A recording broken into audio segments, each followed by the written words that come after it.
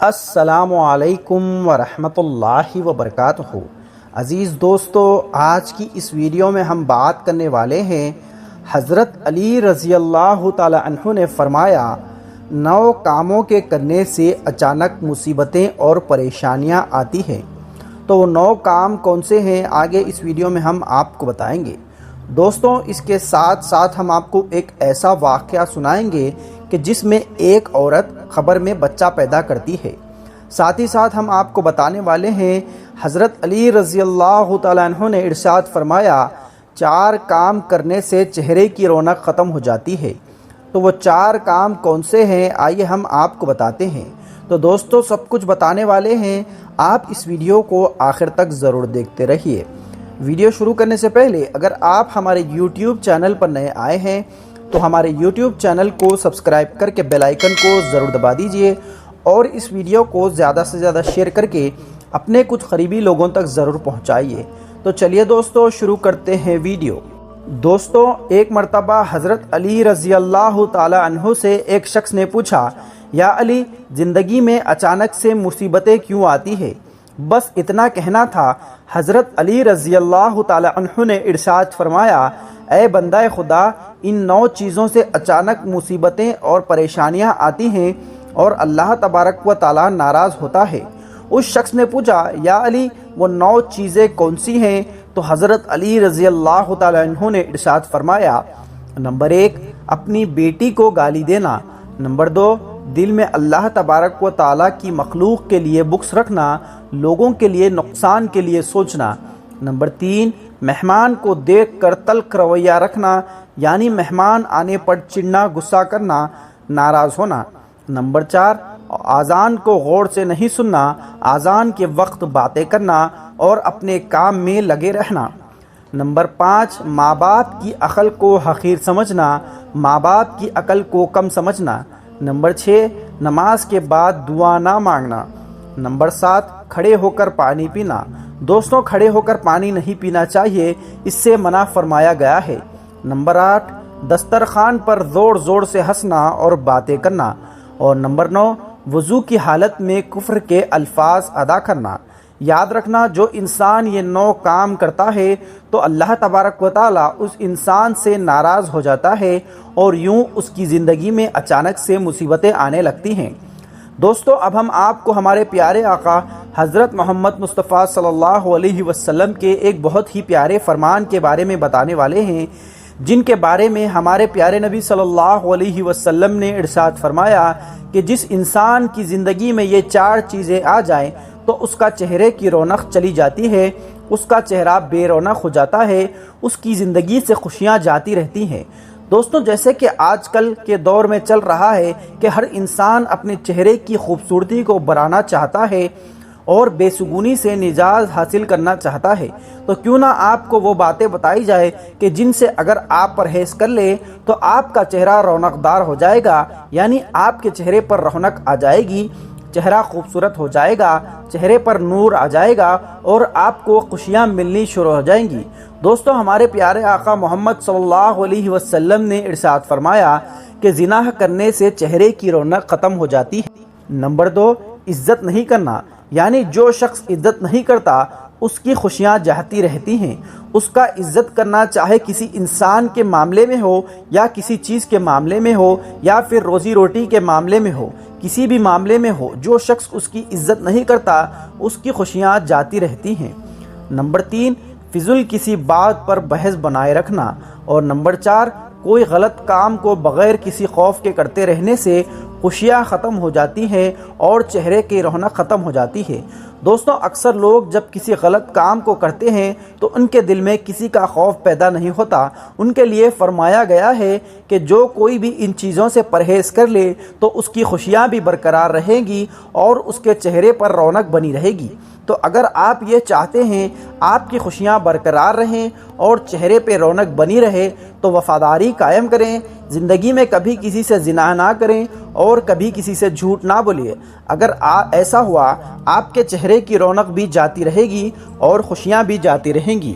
پیارے دوستو، اب ہم آپ کو بتاتے ہیں خبر میں بچہ پیدا کرنے والی عورت کا واقعہ۔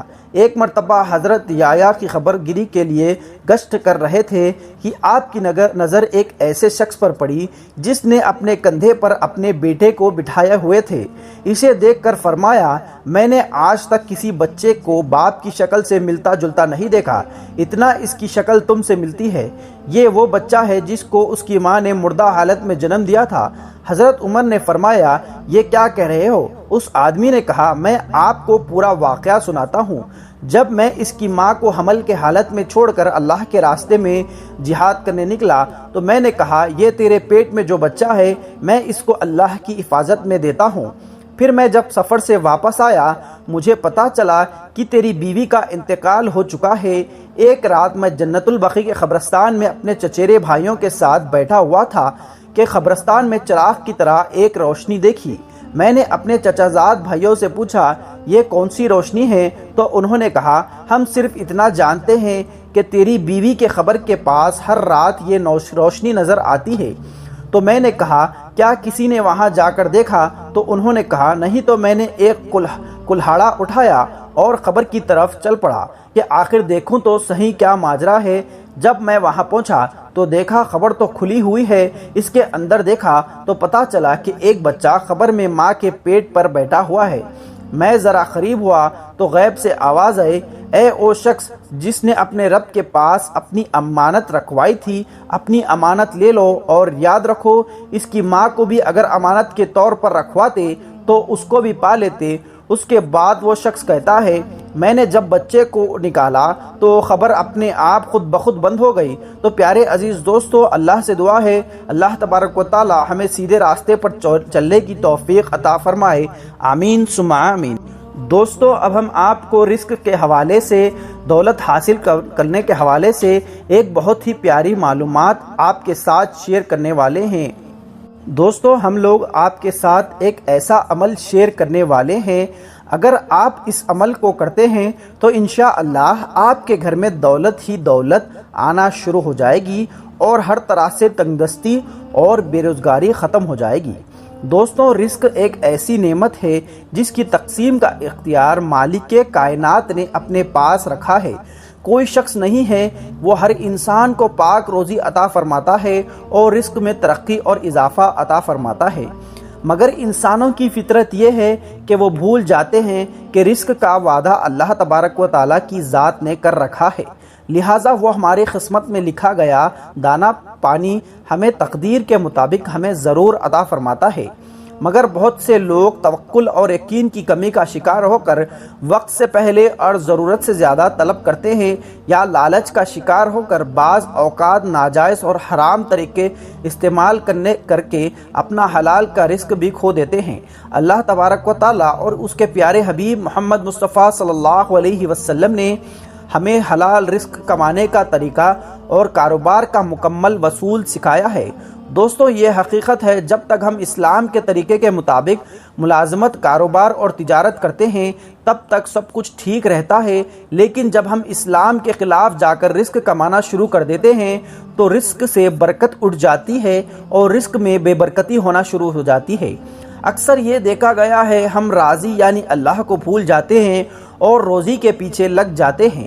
اگر ہم روزی کو چھوڑ کر اس راضی کے پیچھے لگ جائے جو رزق عطا کرنے والا ہے، جو پتھروں میں موجود کو رزق عطا کرتا ہے، جو سمندروں میں موجود بڑی سے بڑی مخلوق کو رزق عطا کرتا ہے، تو وہ پھر اپنے بندوں کو کیسا رزق عطا نہیں کر سکتا جن بندوں سے وہ 70 ماہوں سے زیادہ پیار کرتا ہے۔ دوستو، اگر ہم روزی کو چھوڑ کر راضی کے پیچھے لگ جائے تو روزی خود بخود ہمارے پیچھے آ جائے گی۔ آپ لوگ جانتے ہیں رات دیر تک جاگتے رہنا اور صبح دیر سے اٹھنا یہ خراب عادت ہے، ہماری زندگی کا اہم حصہ بن چکی ہے۔ اگر آپ یہ عمل کرنا چاہتے ہیں جو آپ لوگوں کو ہم بتانے جا رہے ہیں، اس کے لیے چھوٹی سی شرط یہ ہے کہ آپ کو رات کو جلدی سونا ہوگا اور صبح جلدی اٹھنا ہوگا، تاکہ آپ صبح اٹھ کر نماز ادا کریں اور پھر یہ عمل کر سکیں۔ انشاءاللہ پھر آپ کو اس عمل سے بہت زیادہ فائدہ ہوگا۔ صبح جلدی اٹھنے اور رات کو جلدی سونے کی عادت دیر سے بڑھاپا لاتی ہے۔ دوستو، یہ بہت اہم پوائنٹ ہے، آپ کو اس میں ذہن میں بٹھا لیجئے اور صبح جلدی اٹھیے اور رات کو جلد سے جلد سونے کی عادت دیر سے بڑھاپا لاتی ہے۔ جو لوگ چاہتے ہیں وہ لمبی عمر تک جی سکیں اور ان کی زندگی لمبی ہو تو ان کو جلدی سونا ہوگا اور صبح جلدی اٹھنا ہوگا، پھر آپ لمبی مدت تک جوان نظر آ سکتے ہیں۔